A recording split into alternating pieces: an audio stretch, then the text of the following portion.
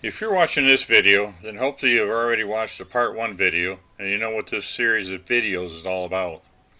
This part 2 video covers the 9 days of our 6-week RV trip of day 13 through day 22 from Rapid City, South Dakota down to Colorado Springs, Colorado. From Rapid City we made trips to Sturgis, Deadwood, Mt Rushmore, Custer State Park, and over to Devil's Tower in Wyoming. After Rapid City, we drove down to Cheyenne, Wyoming, then over to Estes Park, Colorado, then into the Rocky Mountain National Park, down to Colorado Springs where we visited the Garden of the Gods, then drove up to the top of Pikes Peak, and finally visited the Manitou Cliff Dwellings. Day 13 was just another travel day, and actually one of our shortest driving days at 113 miles for an hour and a half, from Midland, South Dakota over to Rapid City, South Dakota KOA, where we stayed for 5 days finally. We kind of took it easy this day, just went out for some groceries and checked out a little bit of the area. On day 14, we drove up to Sturgis and then over to Deadwood, South Dakota, where we visited the Days of the 76 Museum, then the Mount Moriah Cemetery where Wild Bill Hickok and Calamity Jane are buried. Wasn't much going on in Sturgis. We fortunately missed the huge motorcycle rally. They got some pretty big guns up there. Then over to Deadwood, and this is the 76 Museum. That was quite interesting. It had a lot of old history there.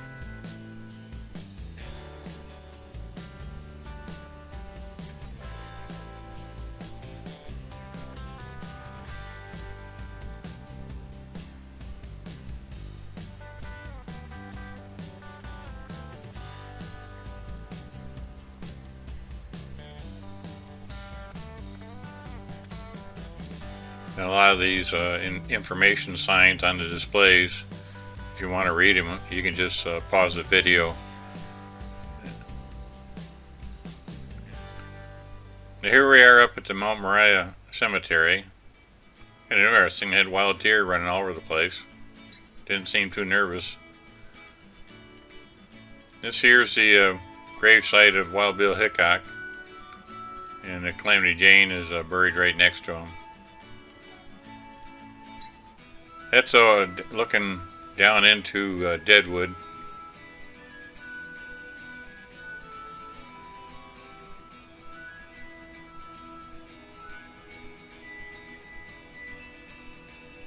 Little visitor center. And then on the way out we stopped at the Tin Lizzie for dinner, which actually is a part of the Hampton Inn. Day 15, we visited Mt Rushmore but didn't stay very long. Some construction work prevented us from getting up close, and also was trying to sprinkle on us just a little bit. So we just kind of had a little snack, well, at least Denise did anyway, and then visited the gift shop and left. But from there we drove down through Custer State Park, and I drove the Needles Highway, and you'll be able to see why they call it the Needles Highway. The park was just getting set up for their annual buffalo roundup the following day. But we didn't try to go back for that because I knew the roads and people were just going to be packed in there.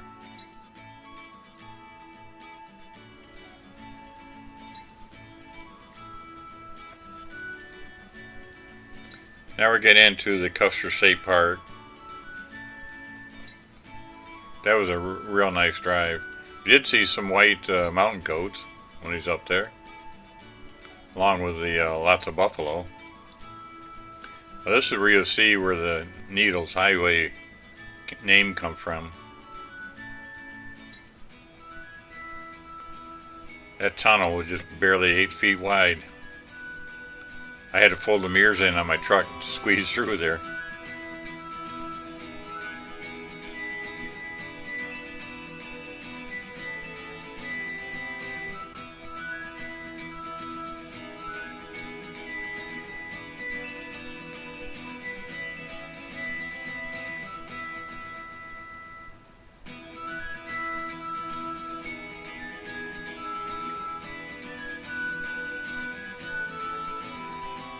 This area here was where they were originally going to make Mount Rushmore.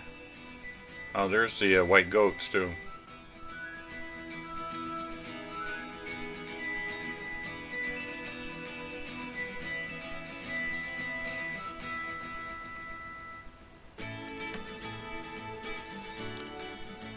Here's what the buffalo look like.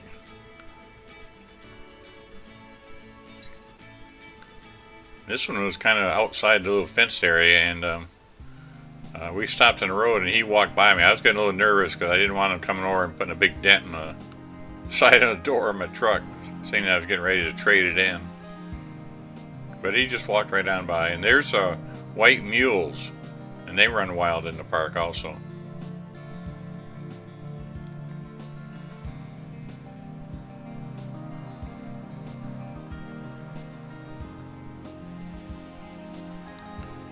Now all those little black dots, those are all the buffalo herd. And every year they round them up and they call them out a little bit. I don't know how many they take out of the herd. Day 16, we drove over to Devil's Tower National Monument in Devil's Tower, Wyoming. And we also made a brief stop at the VORE Buffalo Jump near Sundance. This basically is just a big hole in the ground. And the Indians would herd the buffalo toward that hole, and they'd fall over the cliff, and then they'd go down and skin them.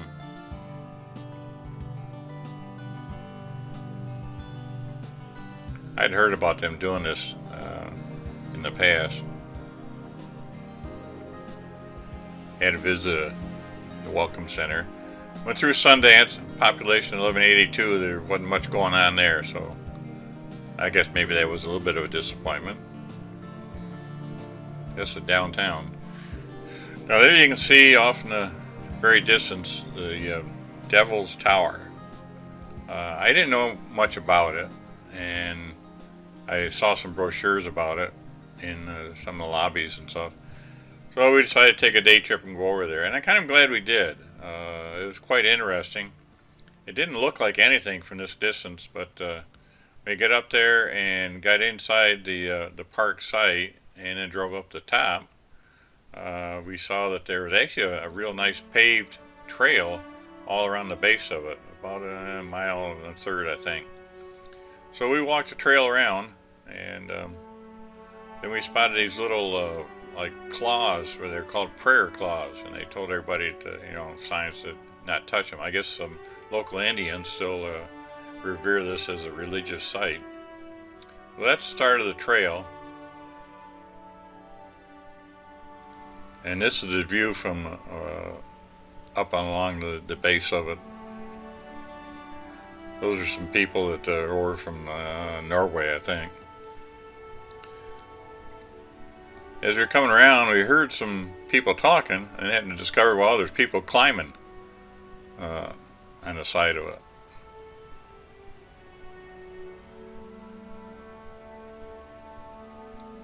There you can just barely see some. They're there, a couple of guys up there. Actually, there was quite a few people are up there. I think they said it takes about a good 6 hours to climb up the top, and about an hour and a half to come back down.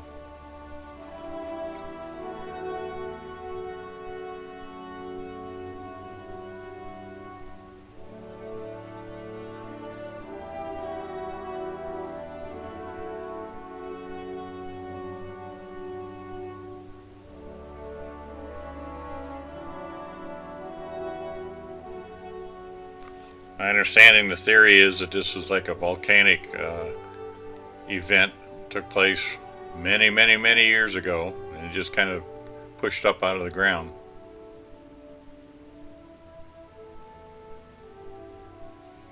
And if you've ever seen the movie Encounters of the Third Kind, and this are some of the scenes were filmed from here. Actually, I think right from this particular site.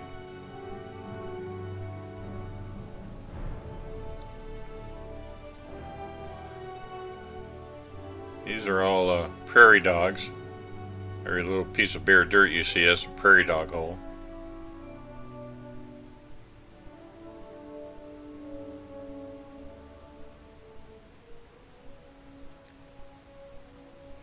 And then we had to go stop for a snack.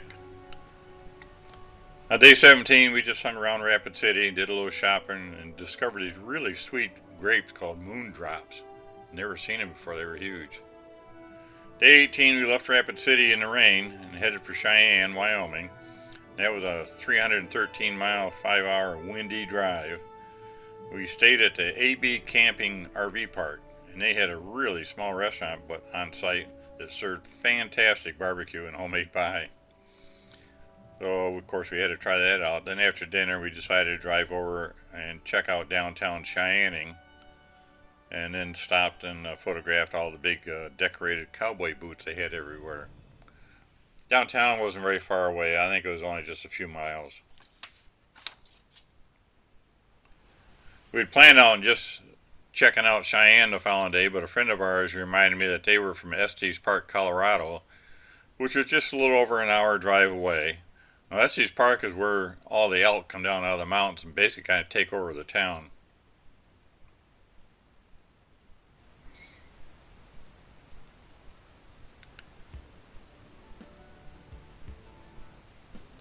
So day 19, we drove over to Estes Park through some very scenic mountain passes.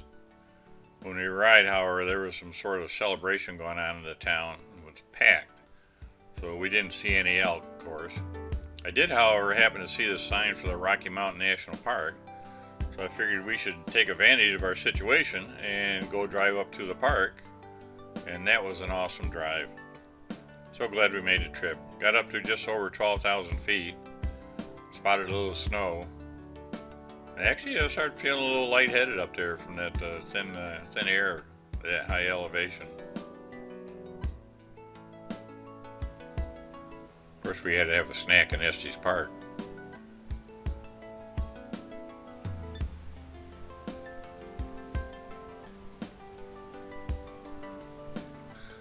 And here we're headed up to Rocky Mountain National Park.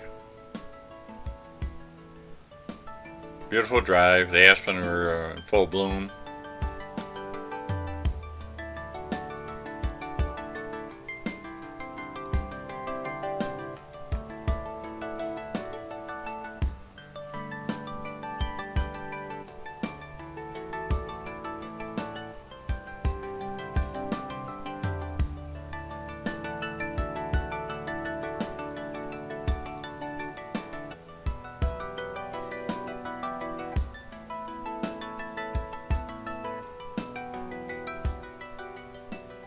Yeah, we're getting up in higher elevation now.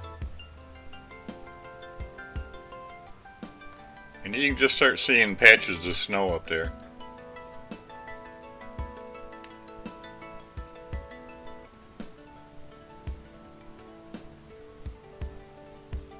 And this is the Alpine Visitor Center. Now that's only over 11,000 feet, but you had to go over a little rise, and you did get over 12,000 feet before you got there. And I did not feel like climbing up that hill. I was pretty lightheaded. So on the way out, we stopped at this Gateway restaurant and had a nice lunch there. And I actually did spot a wild elk way off on the side of the mountain, but he was only there for just a quick glimpse. Day 20 was another travel day from Cheyenne, Wyoming down to Colorado Springs. This was only a 178-mile, 3-hour drive. We made it through Denver without any problems. We actually stayed at the KOA campground in Fountain, Colorado for a couple of nights.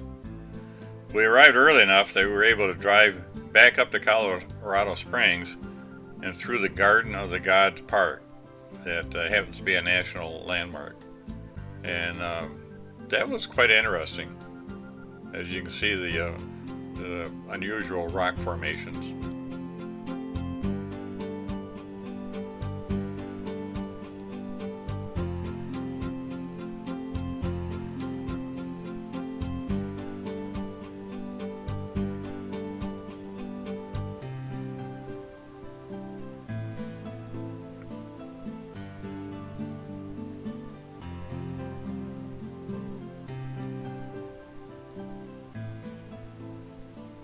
It's like the earth turned sideways and poked up through the ground.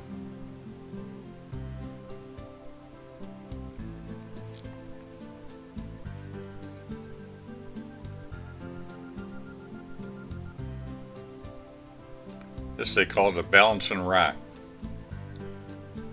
This was quite popular. There were a lot of people around.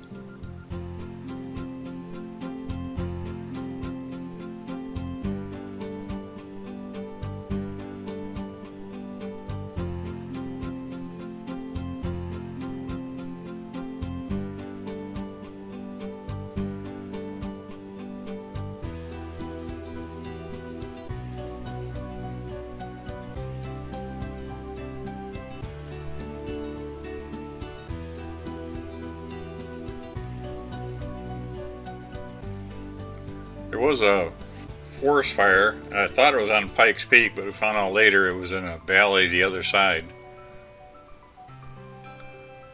Now, day 21, we drove up to Pikes Peak, but we're only allowed to drive as far as mile marker 16.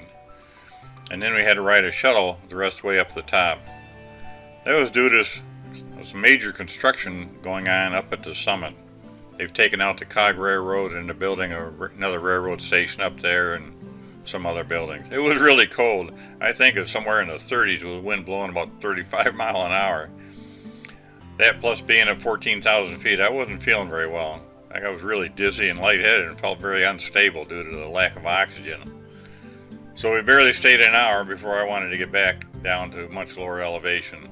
So we rode the shuttle back down, got in the truck, and come on down, and I felt much better. From there we stopped and walked around Manitou Springs, which is kind of an artist haven. Those little art shops and gift shops everywhere.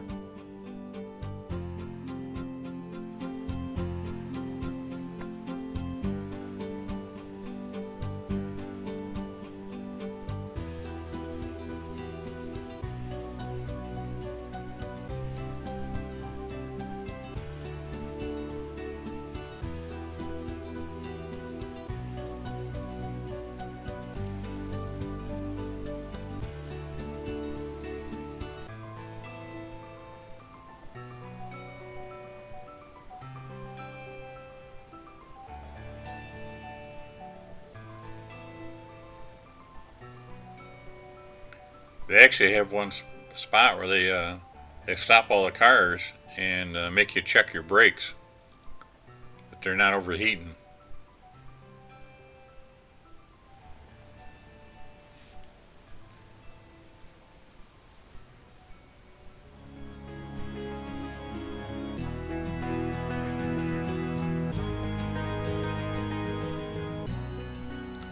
You get up above the tree line and it gets pretty barren up there. There you can see we're up above the clouds now.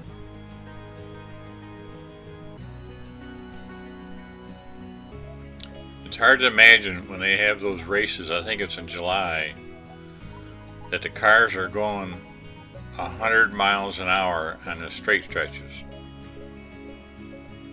Well over 100 miles an hour. Come to think of it, they said they average 100 miles an hour going up to the top. How they can make it around those corners is, I just don't understand.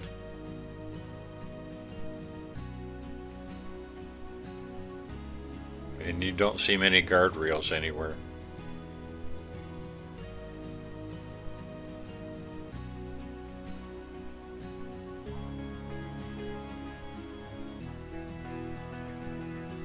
Yeah, we're up to the summit now. We got somebody to take our picture, and it was quite windy.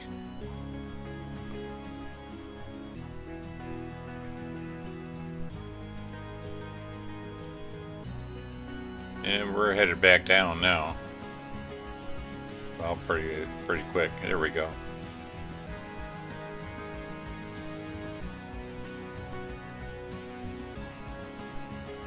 This is where we had to park the truck and then catch the shuttle the rest of the way up. I made sure I had my emergency brake on.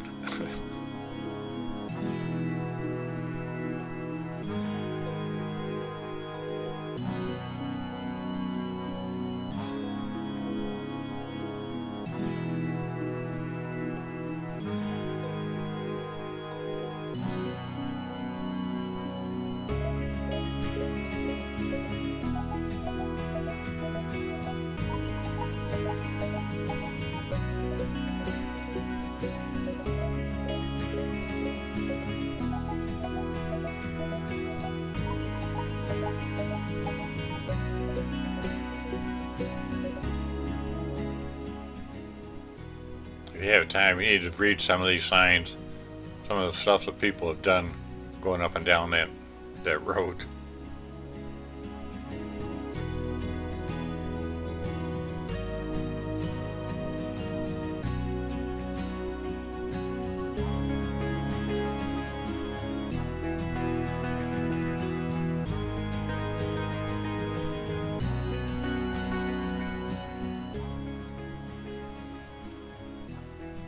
Finally out of the park.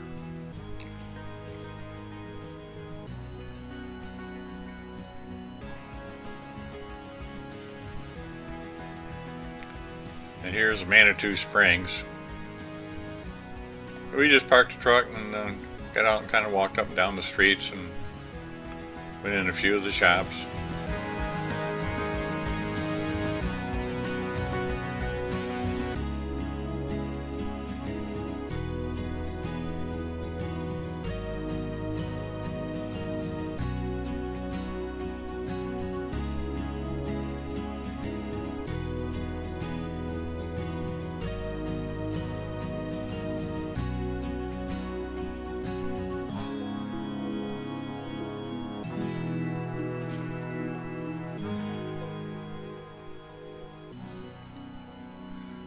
Now on day 22, we drove back to Manitou Springs to visit the Manitou Cliff Dwellings.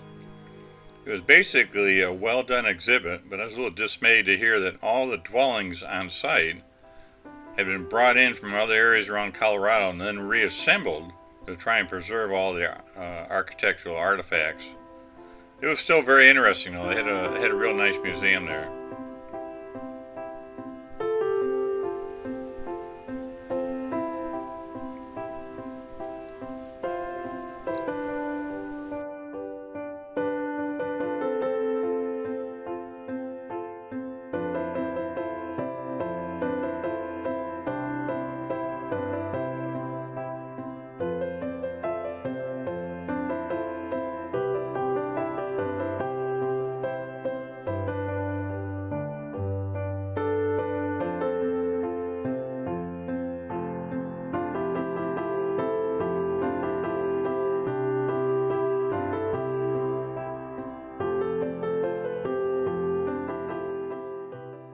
They had a really big rattlesnake stretched across the top of the door.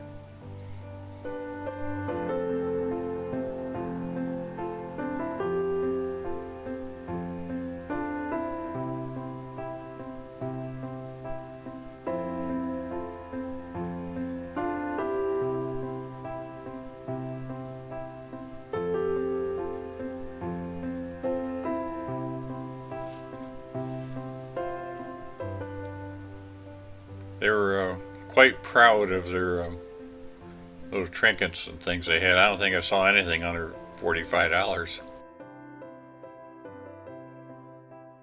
Now I got a real chuckle out of this. I don't think I've been anywhere where I've seen a television set inside the public bathrooms anywhere. I mean, they show how they made little mud huts and stuff. And when we left here, we went back to Colorado Springs, and then the last stop of the day was a place called Nothing Bundt Cakes. And of course we, well, Denise anyway, were required to leave with something, and she protected that with her life. Then there was a Trader Joe right next door, so we had to go see if there's anything there that we just needed to have.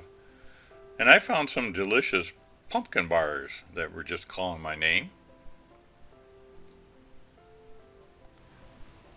This concludes part 2 of the 5 videos, and if you'd like to keep an eye out for part 3 of 5 next, that will cover from Colorado Springs over to Amarillo, Texas, include an afternoon at the Albuquerque Balloon Fiesta and Carlsbad Cavern.